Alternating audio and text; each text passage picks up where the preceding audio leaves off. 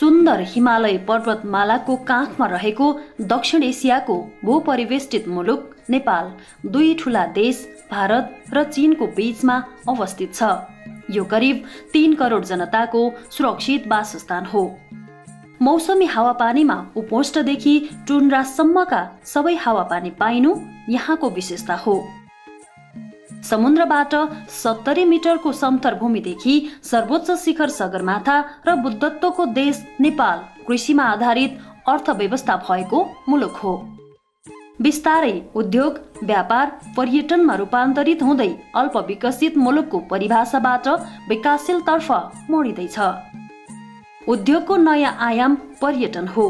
वैदेशिक मुद्रा आर्जनको मुख्य आधार व्यापार, पर्यटन र विप्रेषण हो। नेपाली समुदाय सामूहिक एकता र आपसी सहयोगको संगम हो।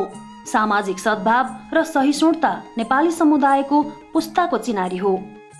परम्परागत रूपमा गुठी, पर्म जस्ता स्वरूपमा आर्थिक सामाजिक सहकार्यको अभ्यास सदियौंदेखि चलिआएको छ। नेपाली ग्रामीण समुदायमा आज पनि यस्ता प्रचलनहरू सामाजिक आर्थिक सहकार्यको अभ्यासमा जीवन्त रहेको पाइन्छ। नेपालमा औपचारिक रूपमा आधुनिक सहकारी अभ्यासको थालनी राप्ती दून विकास आयोजनाबाट 2013 सालमा भएको हो। पहाडको प्राकृतिक प्रकोपको पुनर्स्थापनाको लागि सुरु गरिएको यो अभियान हाल नेपालीहरूको जीवन पद्धतिसँग जोडिएको छ।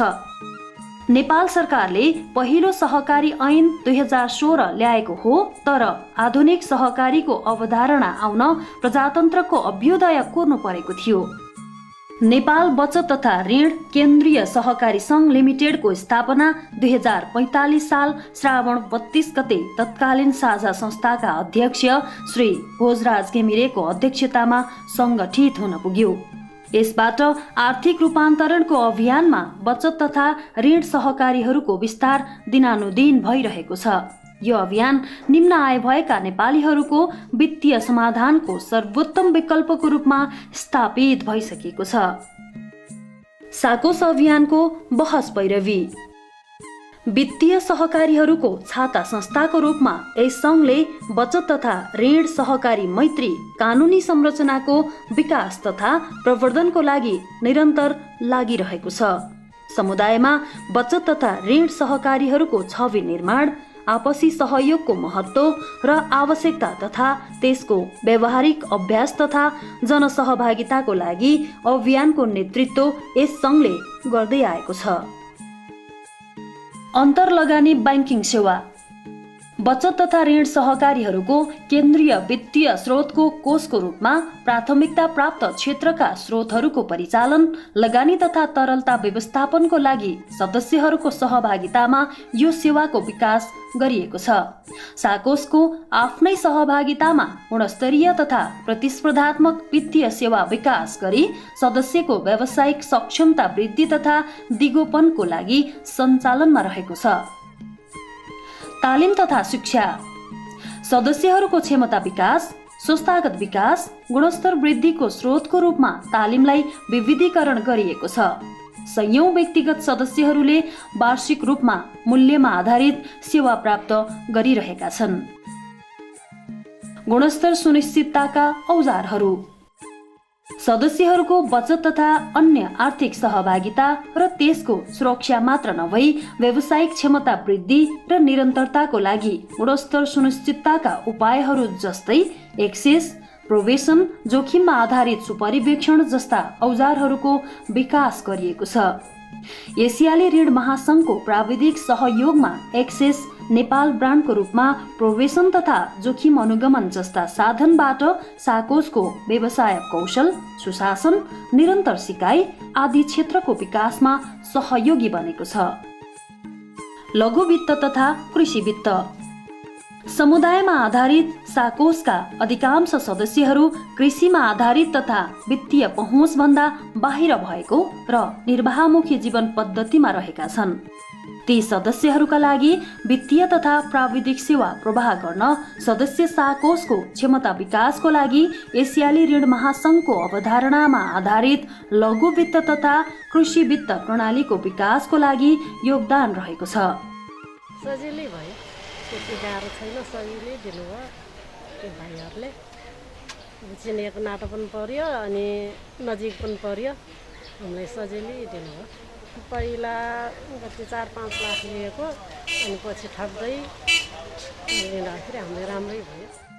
वित्तीय साक्षरता समुदायका मानिसहरूमा वित्तीय व्यवहार र योजनाको ज्ञान तथा पैसाको समुचित व्यवस्थापन गर्ने सिप हस्तान्तरण गर्न वित्तीय साक्षरतालाई अभियानको रूपमा सञ्चालन गरिएको छ। धन सिर्जना आम्दानीको सही व्यवस्थापनबाट मात्र सम्भव छ। यसका लागि समुदायमा पुँजी परिचालन र सदुपयोगको सही परामर्श बचत तथा ऋण सहकारीहरूले मात्र दिन सक्छन् भन्ने मान्यताका साथ यो साक्षरता अभियान अघि सारिएको हो। प्राविधिक सहकार्य साकोसहरूको वित्तीय कार्य सञ्चालनमा प्रभावकारिता ल्याउन नेप्स्कुनले विविध प्राविधिक सेवा प्रदान गर्दै आइरहेको छ। अनलाइनमा आधारित ब्याङ्किङ सेवा, सदस्य सूचना प्रणाली, नेकोस प्लस सफ्टवेयर मार्फत वित्तीय कारोबारमा सहजता र एकरूपता ल्याउने काम गरेको छ। नवीकरणीय ऊर्जाका लागि वित्तीय सहकार्य सफा तथा स्वच्छ वातावरण निर्माणका लागि सदस्यहरूलाई सौर्य ऊर्जा तथा वैकल्पिक ऊर्जाको प्रयोग गरी विद्युत कटौतीको समस्याबाट समाधान खोज्न नेप्स्कुनले यस क्षेत्रमा समेत वित्तीय सेवा प्रदान गरेको छ।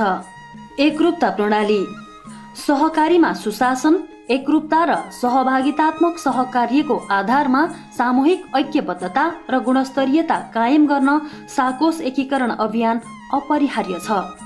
नेप्स्कुनले सबै बचत तथा ऋण सहकारी संस्थाहरूलाई एकै स्वरूप र एकै व्यवहारको अभियानमा सहभागी हुन आग्रह गरेको छ।